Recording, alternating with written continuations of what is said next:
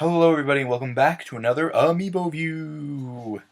It's been way too long. I just realized this now, honestly. It's been like it was in 2015 when I did the Rob Amiibo last time, which is what we're doing today. We're continuing our look into the Amiibo Retro 3 pack. I don't have the box on me because I've shown it last time. And I can now mention there's an update now, which actually kind of made me a little ticked off because I imported the Famicom colored Rob Amiibo. But now there is a North American release for the color swap, so I also have that now. That kind of ticked me off, but I ended up opening the alternate colored Rob, and now I have one outside the box and one in the box, stuff like that. But today, what makes this different is I'm actually going to be looking at Duck Hunt here and Mr.Game&Watch in the same video, because I don't have much to say about Duck Hunt. It's a very standard amiibo, but it's a very nice amiibo. So I'm going to start with this here, with the Duck Hunt here, because I don't have much to say. Basically, once again, the colors are beautifully perfect. You can't say that much for. I know I keep repeating this, but you really can't. When it comes to making figurines, this is impressive. How perfect they got the hue, meaning color amount.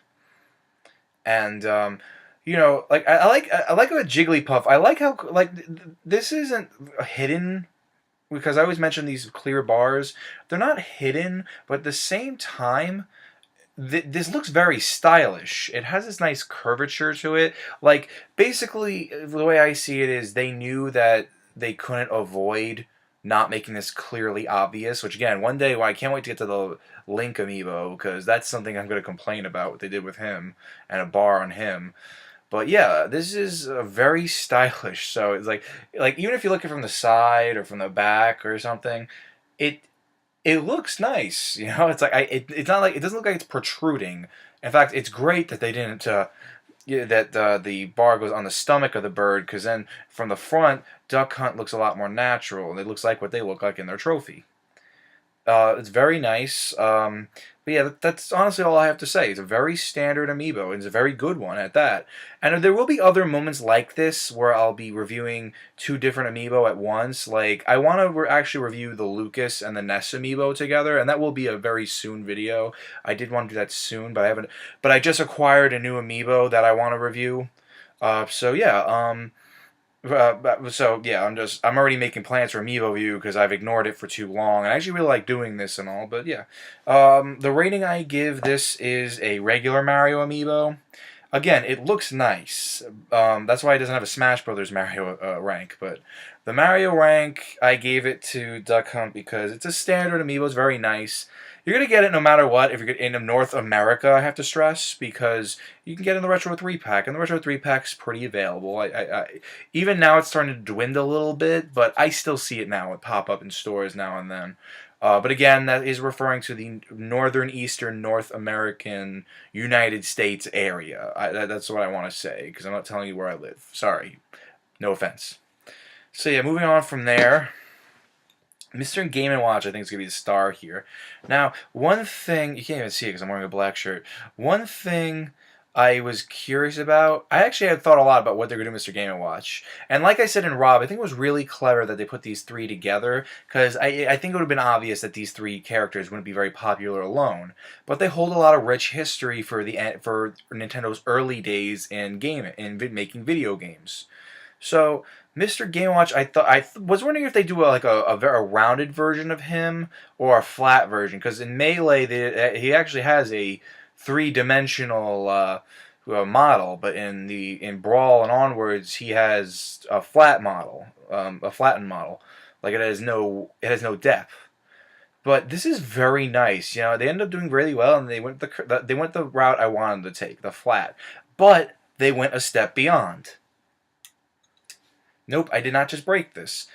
We have, everyone knows this, but I think it's a really brilliant idea what they did here. Because, looking at this, it's Mr.Game&Watch. He has an outline, he looks fine. They needed more pizzazz than that, and they did a great work. And, it feels weird to just have, if you ever did, I did this a few times. I just took the base. It's weird without having it feels wrong. But this did give me an idea, What if they did make Amiibo with just the bases, you know? Like, so you can actually look at them for a long time, add it to your collection. But on top of that, it could be cheaper. And maybe, let's say you want, like from Smash Brothers, I think it'd be cool if you did this and someone has the gamepad while four people are fighting, right? And you're not playing eight-player Smash.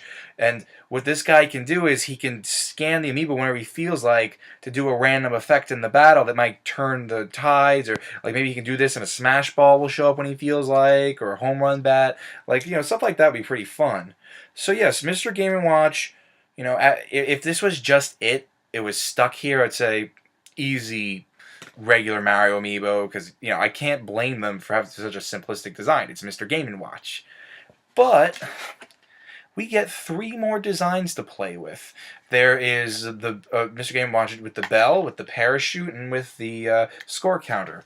And I think it's really cool, like what a great idea to make an interchangeable amiibo and to make it more interactive, but at the same time make something that would have been very simplistic worth the purchase.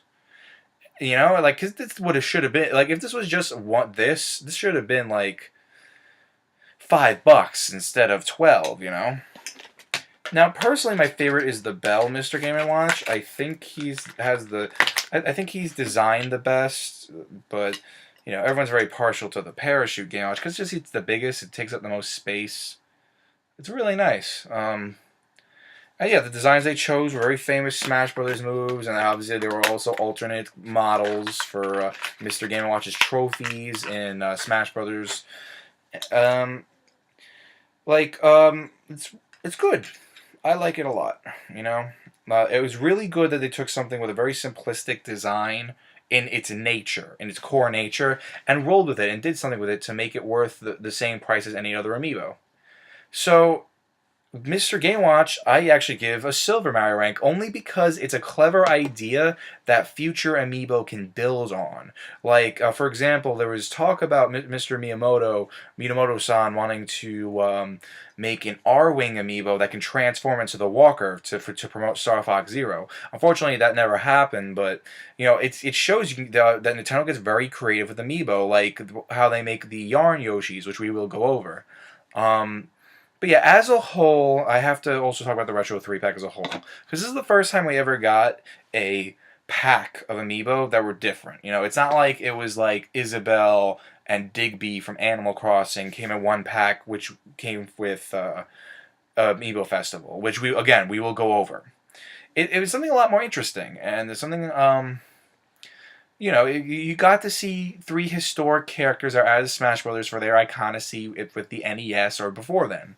So I have to rate the 3-pack itself. It was a good idea. It really, and amiibo like Mr. Game&Watch and Rob and even Duck Hunt to an extent does show that there is a lot of interesting ideas you can do with amiibo.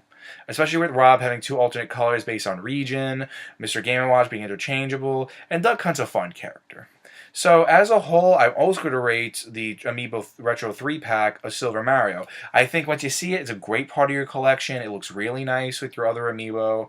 And even though it's only used for one game, like all these are really only useful for one game. You can use them for costumes and whatnot, and extra items in other games, like all other Amiibos that games have read abilities for, but overall, it's very good.